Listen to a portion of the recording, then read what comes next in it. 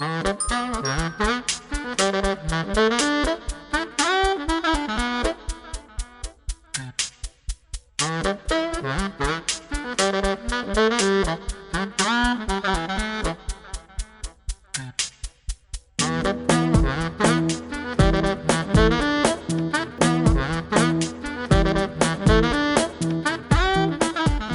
je crois qu'on va commencer cette séance d'Avenue Centrale. Donc, nous accueillons aujourd'hui donc Manon Nour Tannous. Donc, vous êtes l'auteur de cet ouvrage Chirac, Assad et les autres. Donc, ouvrage qui, je crois, en vente même après la conférence. Donc, et vous allez nous présenter donc une intervention sur les relations franco-syriennes depuis 1946. Vous êtes docteur en relations internationales et attaché d'enseignement à la chaire d'histoire contemporaine au Collège de France. Vous êtes également enseignante à Sciences Po Paris, vous êtes présidente du Cercle des chercheurs du Moyen-Orient. Et donc vous êtes toute qualifiée évidemment pour nous présenter les subtilités autour d'un sujet qui nous intéresse particulièrement, on a tous évidemment à l'esprit des événements d'actualité, des happenings même peut-être politiques autour de la Syrie, et d'avoir effectivement aujourd'hui une synthèse et un panorama un peu plus systématique concernant cette stratégie, donc cette diplomatie franco-syrienne sera du plus grand bénéfice pour tous. Donc merci à vous. Au bout d'une demi-heure d'intervention, il y aura un léger tintement qui sera exécuté par Magaï, qui signalera qu'il vous reste encore quelques minutes pour conclure. Et puis ensuite, nous aurons le plaisir de vous poser des questions autour de votre travail. Voilà. Je vous remercie et nous vous écoutons. Merci beaucoup. Merci à vous pour cette invitation. Je suis très heureuse de participer à ce cycle de conférences Avenue Centrale et de pouvoir partager avec vous donc mes recherches sur les relations franco-syriennes.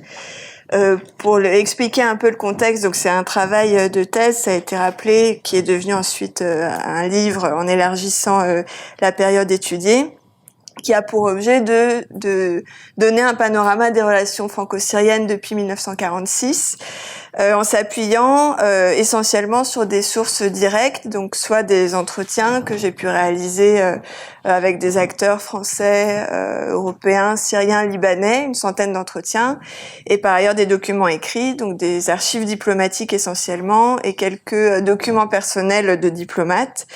Ce qui permettait d'avoir une vision, disons, en essayant qu'elle soit au plus près, au plus juste des relations franco-syriennes au moment où elles se construisaient, donc depuis 1946. En choisissant ce sujet, l'objectif était d'abord de m'intéresser à une puissance moyenne. C'est vrai que quand on étudie le Moyen-Orient, et en particulier le jeu des puissances dans cette région, on a ce biais d'étudier la politique américaine, la politique soviétique puis russe, et ici c'est la puissance moyenne qui est la France qui m'intéressait. Et le deuxième objectif, c'était d'éviter une approche par crise, qui est aussi plutôt la pratique qu'on observe sur les études sur la région, c'est-à-dire un focus sur les moments dramatiques, sur l'événementiel, voire le sensationnel, et ce qui nous empêche bien souvent d'avoir une vision historique plus continue et de comprendre le récit historique et l'enchaînement des événements. Donc, l'ambition de ce travail, c'était d'avoir à la fois un enchaînement, enfin une vision de l'enchaînement factuel précis, et à partir de cette observation, d'essayer de trouver un concept, un outil en tout cas, qui permettrait de comprendre les dynamiques de cette relation franco-syrienne, autrement dit une grille de lecture. C'est ce que j'ai appelé la diplomatie de levier, et je vais l'expliquer tout à l'heure. Donc, dans les 30 minutes qui me sont ici accordées, je vais retracer les grandes lignes des conclusions de ce travail et essayer de les utiliser pour comprendre la politique française à l'égard de la Syrie à partir de 2011, puisque malgré la rupture fondamentale qui a été le soulèvement de 2011 en Syrie, qui a entraîné une rupture dans la diplomatie française à l'encontre de ce pays, on a des réflexes qui, me semble-t-il, nous demandent d'être analysés en fonction du temps long, donc en revenant à ces années que j'ai étudiées.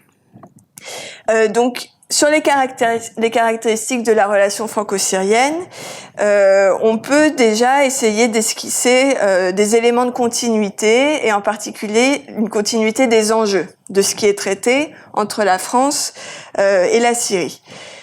Le premier réflexe serait d'y voir une relation asymétrique entre les deux pays. Donc historiquement, je pense que c'est connu de la plupart d'entre vous, on a une ancienne puissance mandataire, la France, et un pays qui était sous mandat, donc la Syrie. Donc si on revient 100 ans en arrière, au moment du démantèlement de l'Empire ottoman, après la Première Guerre mondiale, la France obtient mandat sur ces territoires qui étaient des territoires de l'Empire ottoman et en particulier sur la Syrie actuelle et le Liban actuel. Et elle sera à l'origine du tracé de la frontière entre le Liban et la Syrie en fonction de problématiques de minorités, de communautés dont on pourra sans doute discuter au moment de l'échange. Donc entre, disons, 1920 et l'indépendance de la Syrie en 1946, la France a mandat sur la Syrie. Alors c'est ni une colonie, ni un protectorat, ni un département. C'est une forme un peu hybride qui d'ailleurs, dans ce qui est décrit dans les statuts de la SDN, de la Société des Nations, qui ne lève pas l'ambiguïté, à savoir que la puissance mandataire, donc la France et le Royaume-Uni pour d'autres territoires, doit mener ces territoires vers l'indépendance, mais par le biais d'une tutelle. Donc elle doit les amener à la civilisation, le terme est employé, mais par le biais d'une présence et d'une gestion de ces territoires. Donc on est dans cette ambiguïté. Donc bref, pendant ces 25 années, les destins de la Syrie et de la France sont liés. Et sont conçus comme tels au point que des nationalistes syriens, notamment je pense à Jamil Mardambe, considèrent que, je le cite là en 1939, que l'influence française au Proche-Orient ne survivra pas à la ruine de la Syrie. Donc il y a cette idée, cette conscience très forte d'une interdépendance qui se construit dans cette séquence mandataire. Donc premier élément d'asymétrie, cette relation disons coloniale. Deuxième élément d'asymétrie, on a une puissance d'influence mondiale, la France, et une puissance d'influence régionale, la Syrie. Autrement dit, on a un État qui fait partie de l'Europe pacifiée et en face, un État qui est dans un environnement régional conflictuel. Donc vous avez sans doute la carte de la région en tête, mais les pays voisins de la Syrie, c'est le Liban, la Turquie, l'Irak, Jordanie, Israël, Palestine, donc une région secouée par les conflits et par les crises. Autre élément d'asymétrie, un pays développé, un pays en développement. Pour repère, dans les années 2000, la France est au 12e rang mondial en termes d'indice de développement humain et la Syrie au rang 111, au 111e rang. Donc on a bien tous les éléments d'une relation asymétrique et ça va se manifester en particulier par le fait que cette relation franco-syrienne va consacrer le terrain proche-oriental. Donc la relation entre la France et la Syrie a pour terrain le Moyen-Orient, donc la France projette sa puissance au Moyen-Orient alors que la Syrie, elle, a du mal à s'ancrer dans le paysage européen. Donc c'est la syntaxe de fond des relations. Même si, bien sûr, pour que la relation soit praticable, cette asymétrie n'est jamais mentionnée dans les documents diplomatiques qu'on peut lire. Pour autant, et ce qui me semble intéressant, c'est que dans cette relation bien particulière, la France n'est pas capable, sur le long terme, d'imposer sa volonté aux partenaires syriens, malgré ce déséquilibre qu'on peut observer. Et mieux, ou plus encore, dans le cas franco-syrien, cette asymétrie est très souvent renversée, en particulier à partir de 70 et de l'arrivée au pouvoir de Hafez al-Assad, et ça se poursuit. La politique menée par les Assad, et en particulier leur conception de la politique régionale, va leur permettre de devenir bien souvent le partenaire fort de cette relation franco-syrienne, ou en tout cas de ne pas subir les intérêts français ou ce que voudrait faire la France dans la région. Et je vais l'expliquer. Donc ça, c'est un premier élément de caractéristique des relations franco-syriennes, donc une sorte de continuité des enjeux. Par ailleurs, si on suit les événements, ce sont des relations malgré tout extrêmement fluctuantes, avec des crises très nettes, des à-coups, des coups de théâtre même, parce que ces relations sont insérées, enchâssées dans un environnement régional, et donc elles vont subir les événements internes bien sûr, mais aussi les événements régionaux et internationaux. Donc quelques repères qui, pour certains, peuvent sans doute vous parler. Après l'indépendance, donc les relations se nouent tant bien que mal. En 1956, c'est l'intervention franco-anglo-israélienne contre la Compagnie du Canal de Suez en Égypte qui entraîne une rupture des relations franco-syriennes et d'ailleurs au-delà des relations de la France avec beaucoup de pays arabes. Donc rupture très nette qui va durer jusqu'en 62, c'est-à-dire jusqu'au retour du général de Gaulle et à la signature des accords d'Évian, donc la décolonisation de l'Algérie qui prend fin, et on peut à nouveau envisager la France comme partenaire n'ayant plus une politique coloniale vers les pays arabes. Donc là, on a un balancement très important. 1970, je le disais tout à l'heure, c'est l'arrivée au pouvoir d'Assad, en tout cas à la présidence. Il était avant ministre de la Défense. Et une politique que je décrirai un peu au Liban, dans la guerre civile libanaise notamment, qui va faire que la France s'intéresse à ce nouveau partenaire. Mais là aussi des épisodes violents avec une série d'attentats dans les années 80 contre les intérêts français.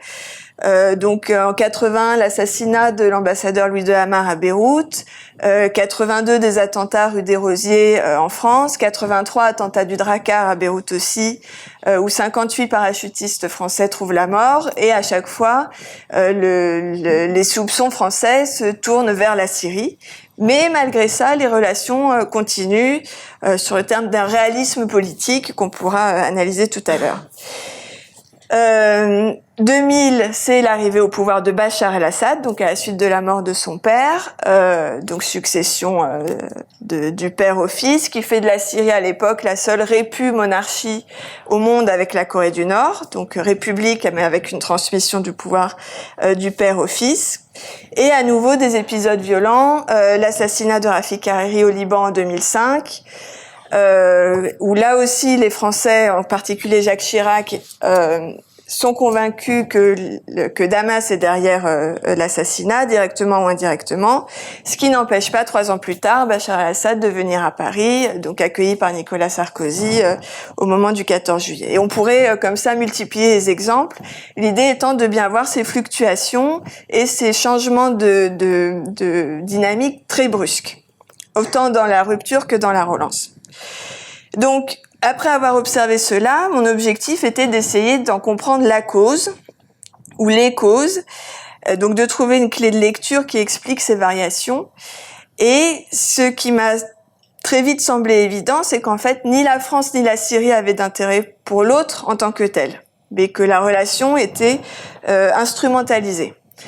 Donc, à l'inverse, par exemple, de la relation franco-allemande, où il peut y avoir un terrain ou, disons, une consistance pour des dossiers bilatéraux, c'est-à-dire que les dossiers bilatéraux permettent à la France et à l'Allemagne, au couple franco-allemand, de jouer sur la scène européenne ou autre.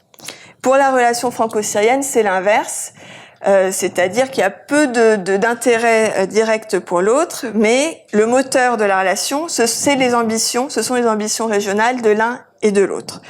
Donc c'est parce que la France a une ambition au Moyen-Orient et parce que la Syrie veut aussi gérer cette scène moyen-orientale, qui est la scène dans laquelle elle évolue, c'est cela qui va induire la construction d'une relation bilatérale. Donc elle va être instrumentalisée. Ce mécanisme, il est notamment possible à partir de l'arrivée au pouvoir d'Assad père en 70, qui va construire ce que Patrick Seal a appelé une lutte pour le Moyen-Orient, qui consiste en fait à stabiliser la scène syrienne, la scène interne, notamment par la coercition, pour translater la violence au Moyen-Orient, donc dans les pays voisins. Donc la conflictualité est translatée de l'interne au régional, et dans cette logique, tous les dossiers vont être liés. On le voit notamment au moment de la guerre du Liban à partir de 1976, où la politique d'Assad consiste à donner un rôle à la Syrie au Liban, par exemple en instrumentalisant le dossier palestinien, y compris en menant une politique très dure, très violente à l'égard d'Arafat et de l'OLP. Donc il lie les dossiers régionaux pour en faire des cartes en fait dans son jeu politique. Et cette pratique, la France l'intègre très vite. Autant elle n'avait pas vu qu'à son arrivée au pouvoir, Assad était là pour durer, parce qu'il y a eu une succession de coups d'État en Syrie. Mais sa pratique du pouvoir, elle l'a intégrée très vite. Et 76, je disais le début de la guerre civile au Liban, c'est aussi l'année où il se rend en France pour la première fois, accueilli par Valéry Giscard d'Estaing, ce qui est une forme d'accord tacite, ou en tout cas de signe que la politique syrienne au Liban ne sera pas combattue par la France. Donc voilà cette connexion entre les dossiers régionaux, qui est notamment le fait d'Assad et qui est intégré dans la diplomatie française. Et plus que ça, les deux partenaires vont pouvoir faire levier, c'est-à-dire utiliser la relation bilatérale pour avoir un poids sur des dossiers régionaux.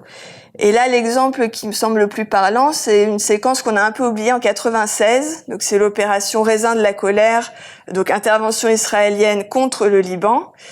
Jacques Chirac vient d'être élu à la présidence française et dans cette volonté qu'il a de réinscrire la France au Proche-Orient, au Moyen-Orient, il va envoyer tout de suite son ministre, Hervé de Charette, ministre des Affaires étrangères, et le QG de cette petite délégation française s'installera à Damas. Et à partir de là, il y aura des navettes diplomatiques vers les partenaires notamment israéliens, libanais, mais aussi les Français parleront aux Iraniens, ce que les Américains s'interdisent. Donc, avec le fait que la Syrie accepte d'accueillir la délégation française et de lui ouvrir les portes du Proche-Orient, la France gagne du poids face aux Américains, qui sont arrivés dans la région plusieurs jours après. Et l'accord final, d'ailleurs, va mettre à égalité Français et Américains. Oui. Raisin de la colère, c'est une opération israélienne, c'est ça ? Oui, contre le Liban. Donc, Français et Américains vont être à égalité présider le comité de surveillance dans la sortie de crise.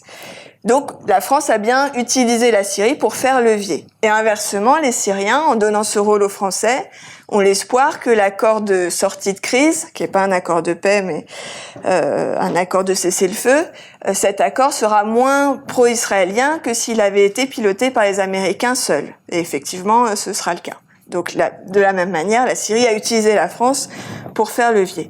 Et on pourrait là aussi multiplier les exemples. Au moment de la guerre en Irak en 2003, la France et la Syrie s'opposent toutes les deux à l'intervention américaine. La France a un siège de membre permanent à l'ONU. La Syrie était membre temporaire à l'ONU pour 2 ans. Et là aussi, les deux pays vont avoir des échanges diplomatiques très denses pour donner du poids à cette position commune d'opposition à l'intervention américaine dans la région. Donc on a bien une instrumentalisation, voire un détournement de la relation bilatérale. Alors ça explique à la fois que cette relation soit construite, parce qu'il y a cet intérêt malgré tout, mais ça explique aussi, me semble-t-il, la brutalité des ruptures, puisqu'il n'y a rien de substantiel en fait entre les deux pays, et qu'à partir du moment où la lecture régionale de l'un ou de l'autre change, ou qu'il y a un événement régional majeur, on a des crises et des ruptures très brusques. Donc c'est une relation assez volatile. À partir de cet outil, de cette grille de lecture, on peut aussi essayer de voir les représentations qui en découlent et qui marquent profondément la relation franco-syrienne, et je vais donner là quelques exemples. Donc, ce sont des représentations qui sont construites depuis les années 70-80 et qui sont utiles à la lecture de la politique française après 2011. La première, c'est que la formulation de la politique française à l'égard de la Syrie va se faire à partir du postulat imposé par Assad, c'est-à-dire sa centralité et aussi son potentiel de nuisance. Et c'est comme ça que c'est décrit d'ailleurs dans les documents diplomatiques que j'ai pu lire. Donc la politique syrienne à partir de 70, c'est, pour le dire rapidement, de laisser se dégrader les crises et ou de les lier entre elles et ensuite de se poser partenaire à leur résolution. Et la diplomatie française va intégrer cela dans sa propre diplomatie à l'égard de Damas. Et c'est ça qui va expliquer que l'asymétrie, l'inégalité entre les deux pays soit renversée, en fait. C'est ce pouvoir-là qui résulte du talent de Hafez al-Assad qui explique cela, que la relation soit rééquilibrée et même que le partenaire syrien, je le dis à nouveau, devienne parfois celui qui donne le rythme de la relation franco-syrienne.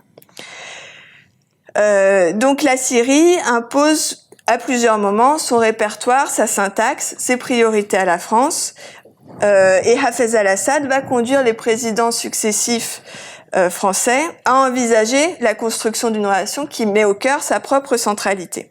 Et on le voit d'ailleurs dans le vocabulaire qui naît à l'époque, y compris chez les chercheurs, où on parle de la Syrie comme État pivot, comme plateforme régionale, comme verrou entre l'Iran et le Hezbollah. Et donc on a bien dans ce vocabulaire cette idée de centralité syrienne qui est le succès de la politique étrangère d'Assad. Donc, dans les années 80, comment il est décrit par les diplomates français, ce président syrien? Il est décrit comme un partenaire difficile, qui est conforté par la tension régionale, donc qui n'a pas intérêt à faire décroître cette tension, du moins sans contrepartie, parce qu'il doit à ces crises son statut d'interlocuteur incontournable.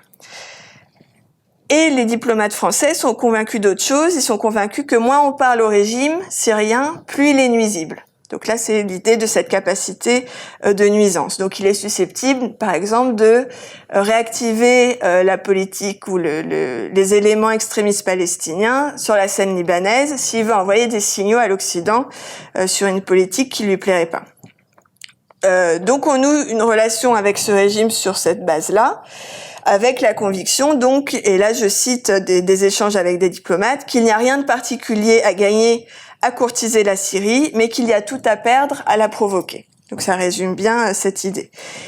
Et les épisodes violents des années 80 que je mentionnais tout à l'heure, donc contre les intérêts français, assassinat d'un ambassadeur, etc., n'empêchent pas François Mitterrand, un an après, en 84, un an après l'attentat du Drakkar, de se rendre à Damas pour rétablir une relation praticable et de blanchir Hafez al-Assad de tous les soupçons d'une politique qualifiée par les diplomates à l'époque de terroriste. Et donc, il déclare en conférence de presse, François Mitterrand, « Il n'a pas été permis à la France d'estimer que l'assassinat de l'ambassadeur de Lamar, les explosions dramatiques à Beyrouth avaient la Syrie pour origine. Et comme le président Assad a toujours affirmé que tel n'était pas le cas, je ne vois pas pourquoi cette parole serait mise en doute. » Donc, on a bien là une forme de réalisme politique qui fait un peu écho à ce que des arguments qu'on peut entendre sur la crise aujourd'hui, on pourra en parler. Donc, il est acquis côté français que le terrorisme fait partie de l'arsenal que se construit le régime syrien. Là encore, c'est écrit comme ça dans les documents diplomatiques, parce que ça permet l'envoi de signaux, et donc il faut pas